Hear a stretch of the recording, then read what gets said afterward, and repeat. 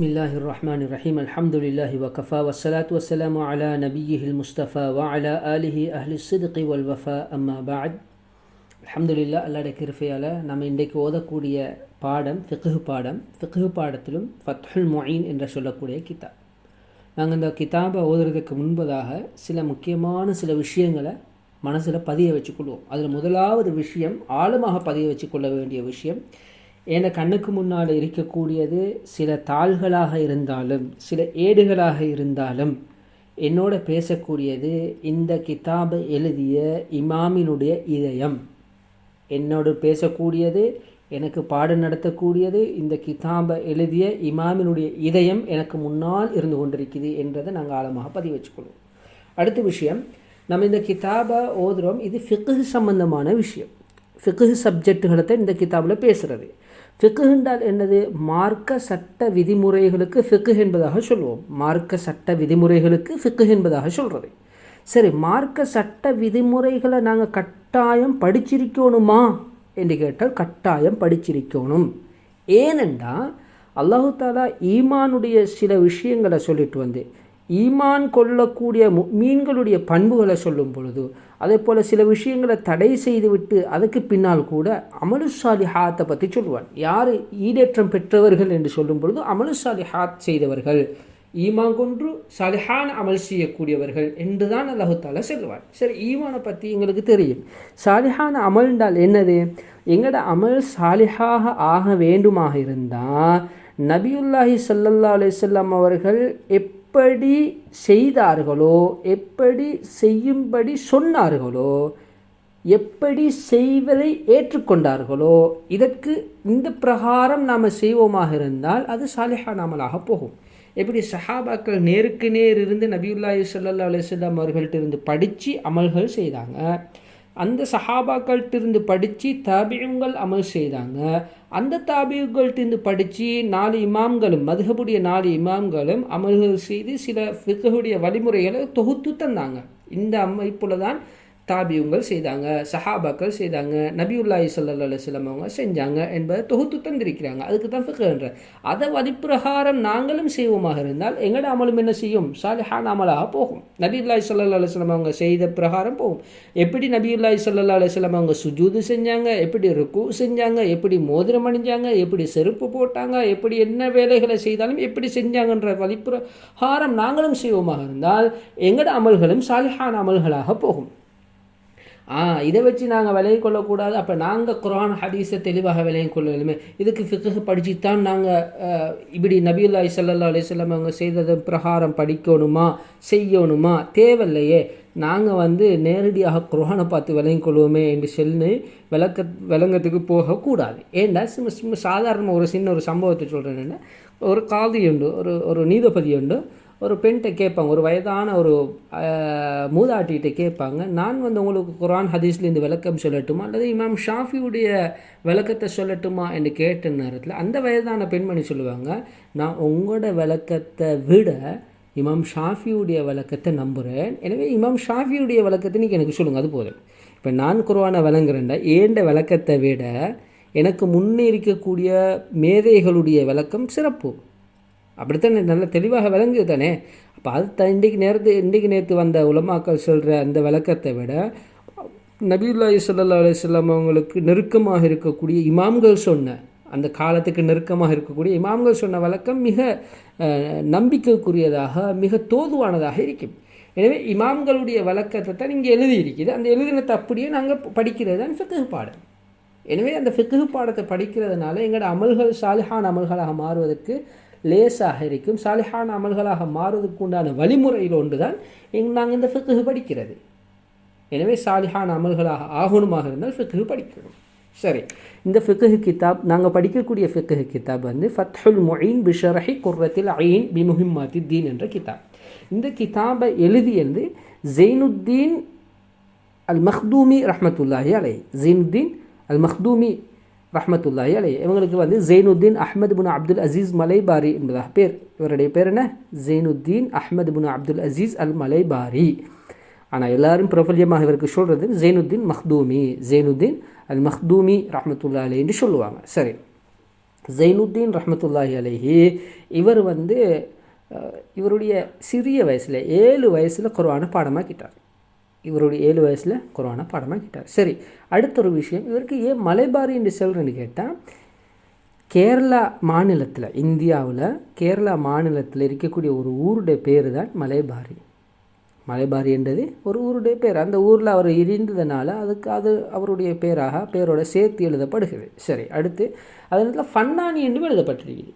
ஃபன்னானி என்றால் அது பன்னானி அல்ல, அது பொன்னானியை தான் ஃபன்னானி என்று எழுதியிருக்குது. அரபியில் எழுதும்பொழுது ஃபன்னானி என்று எழுதியிருக்கிறது. அது பொன்னானி என்ற பள்ளியுடைய பேர். பொன்னானி அவர் கடமையாற்றிய அந்த மஸ்ஜிதுடைய பேர் தான். அவர் அதிலிருந்து தான் பாடங்கள் நடத்தியிருக்கிறார் கூடுதலாக.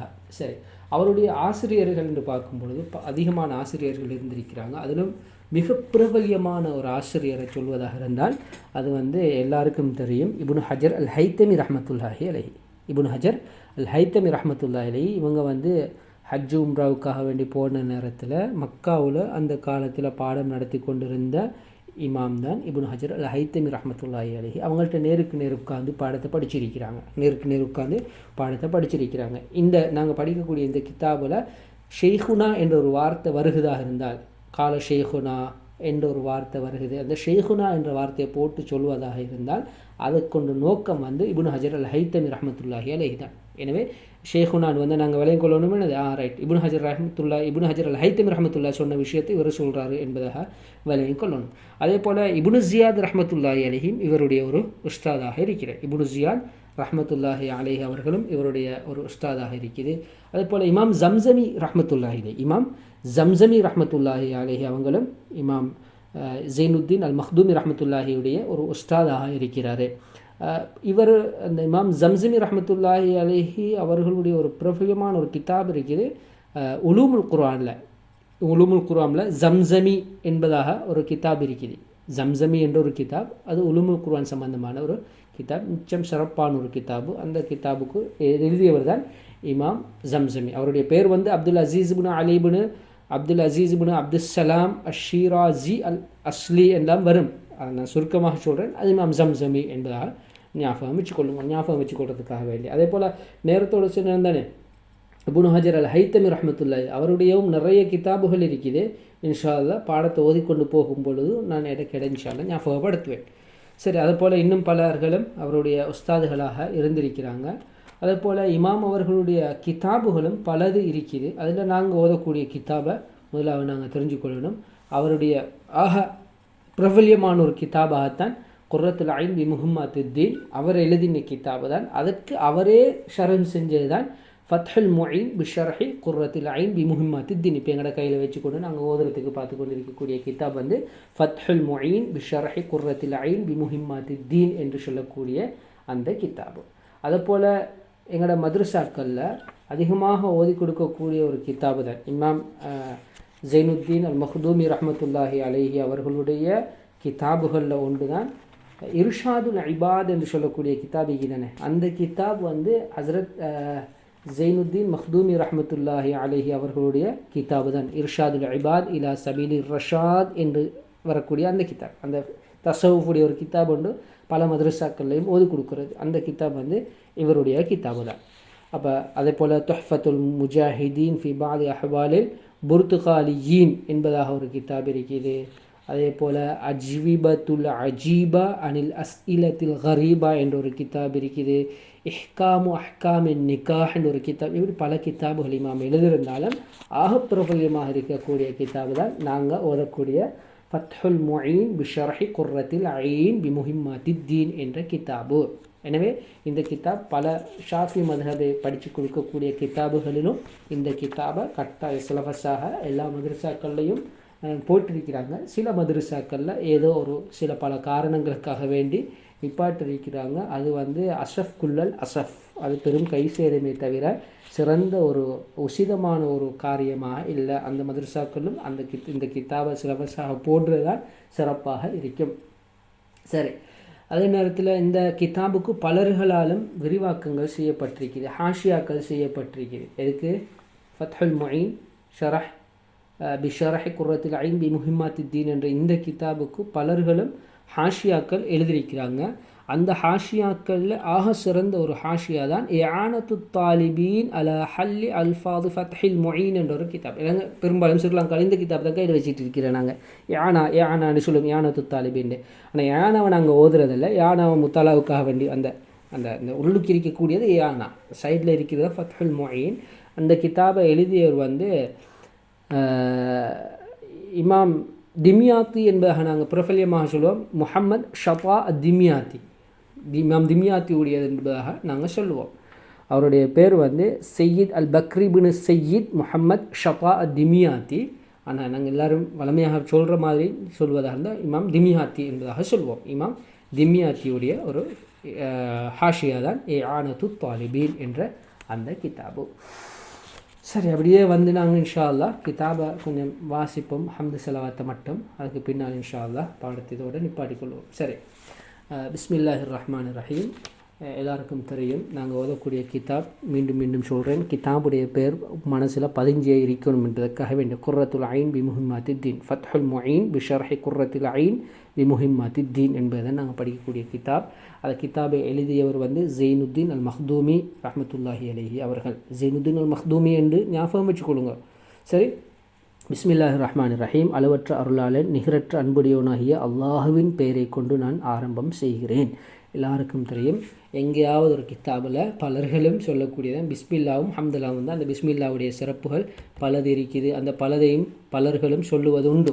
அந்த அடிப்படையில் நாங்கள் இன்ஷா அல்லாஹ் இந்த பிஸ்மில்லாவுடைய சில நுக்தாக்களை ஞாபகப்படுத்திக் கொள்வோம். முதலாவது விஷயம், பிஸ்மில்லாஹிர் ரஹ்மானிர் ரஹீம் என்ற அந்த பஸ்மலா கொண்டு ஏன் இமாம் அவர்கள் கிதாப் ஆரம்பித்தாங்க என்று சொன்னால், ஒரு ஹதீஸுக்காக வேண்டும். குல்லு அம்ரின் தீபாலின் லாயிபுதவ் ஃபீஹி பி பிஸ்மில்லாஹிர் ரஹ்மானிர் ரஹீம் ஃபஹுவ அபுத்தர் அக்தா அஜிதம் என்று 3 மாதிரி அந்த அபுத்தர் ரெண்டும் வந்திருக்குது, அஜிதம் ரெண்டும் வந்திருக்குது, அக்தா ரெண்டும் வந்திருக்குது, பல ரிவாயத்துகள் ரெண்டும் வந்திருக்குது. சரி, இப்போ அதாவது யார் பிஸ்மில்லாஹிர் ரஹ்மானிர் ரஹீமை கொண்டு ஆரம்பம் செய்யவில்லையோ அவருடைய செயல்கள் அனைத்தும் அபிவிருத்தி குறைந்ததாக இருக்கும் என்ற ஹதீஸ்.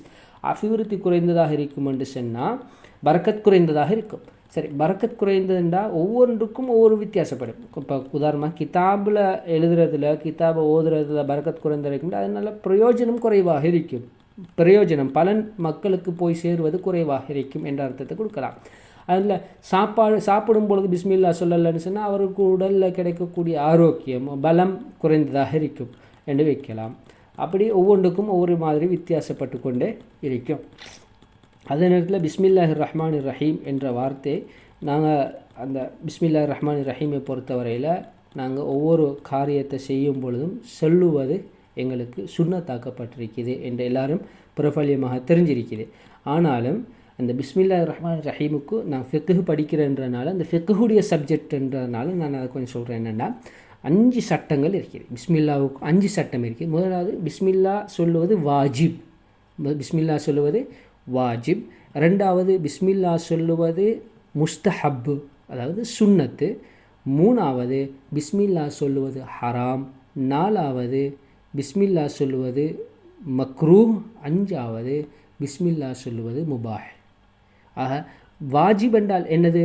நாங்கள் ஷாஃபியக்களாக இருக்கிறதுனால, ஷாஃபி மதுஹப்பை பின்பற்றி செயல்படுவதனால வாஜிப் என்பதுக்கு உதாரணமாக தொழுகையில் சூரத்துல் ஃபாத்திஹா ஓதும் பொழுது பிஸ்மில்லா ஓதுவது வாஜிப். பிஸ்மில்லா ஓதுவது வாஜிப். முஸ்தஹப்பு சுன்னத்து என்று சொன்னால் அது 2 வகையாக பிரிக்கும். ஒன்று முஸ்தஹப்பு ஐனி, ஒவ்வொரு தனி நபருக்கும் பிஸ்மில்லா சொல்லுவது சுன்னத்து. இன்னொன்று கிஃபாய், ஒரு கூட்டத்தில் ஒருத்தர் செஞ்சால் போதும், பிஸ்மில்லா சொல்லிட்டால் போதும். அது ஒவ்வொரு தனி நபரும் சொல்லுவது கட்டாயம் சுன்னத்து என்பதற்கு உதாரணமாக, உது செய்கிறாரு, அந்த நேரத்தில் உது செய்யும் பொழுது யார் உது செய்கிறாரோ அவர் பிஸ்மில்லா சொல்கிறது சுன்னத்து. குளிக்கிறாரு, யார் குளிக்கிறாரோ அவர் பிஸ்மில்லா சொல்லுவது சுன்னத்து. ஒருவர் தனியாக சாப்பிட்டு கொண்டிருக்கிறார், அப்போ அவர் சாப்பிடும் பொழுது அவர் பிஸ்மில்லா சொல்கிறது சுன்னத்து, அது அவருக்கு சுன்னத்து ஐனி என்று சொல்லுவோம். கிஃபாய் என்று சொன்னால் ஒரு கூட்டமாக இருந்து சஹனில் சாப்பிட்றாங்க. உதாரணமாக சஹனில் சாப்பிடும் பொழுது சஹனில் யாரோ ஒருத்தர் பிஸ்மில்லா சொல்லிட்டால் அந்த அந்த சுன்னத்து நிறைவேறிடும். எல்லாரும் தனித்தனியாக சொல்லுவதென்று கடமை இல்லை, எல்லாரும் சொல்கிறது சுன்னத்து. ஆனால் நிறைவேறிடுமான்னு கேட்டால் நிறைவேறும். உதாரணமாக உடலுறவு கொள்ளும் பொழுது கணவனும் மனைவியை பிஸ்மில்லா சொல்லிட்டாங்க, அப்போதும் அது அந்த மாதிரி இது சுன்னத் கிஃபாய் என்பதாக சொல்வோம். மூணாவது ஹராம். ஹராம் எதில் ஹராமாக இருக்குதோ, எது அசல்லையே ஹராமாக இருக்குதோ அதற்கு பிஸ்மில்லா சொல்கிறது ஹராம். உதாரணமாக ஒருத்தர் விபச்சாரம் செய்கிறதுக்கு பிஸ்மில்லா சொல்கிறாரு, சாராயம் குடிக்கிறதுக்கு ஹராமான ஒரு வேலையை செய்கிறதுக்கு பிஸ்மில்லா சொல்கிறதே ஹராமாக போகும். பிஸ்மில்லா சொல்கிறதே ஹராமாக போகும். அதே போல் 4வது மக்ரூ. எதை மக்ரூஹாக இருக்கிறதோ மக்ரூஹான ஒரு விஷயத்துக்கு பிஸ்மில்லா சொல்லுவதும் மக்ரூஹாக போகும். 5வது முபாஹ்னு சொன்னோம். முபாஹ்னு சொன்னால் எதெல்லாம் சாதாரண விஷயமாக பார்க்குறோமோ அந்த விஷயங்களுக்கு பிஸ்மில்லா சொல்கிறது முபாஹ். சுன்னத்தும் இல்லை, வாஜிபும் இல்லை, மக்ரூஹும் அல்ல. அது சென்னாலும் சரி செல்லல்லாட்டியும் சரி என்ற நிலைமையில உதாரணமாக ஒரு சாமான் உண்டு, ஒரு இடத்துல இருக்குது, அதை எடுத்து இன்னொரு இடத்துக்கு மாற்றி வைக்க போகிறாரு, பிரச்சனை இல்லை, முபாஹ். சொன்னதுக்கு பிரச்சனை உண்டு இல்லை, அதை நாங்கள் வேலையும் கொள்ளணும்.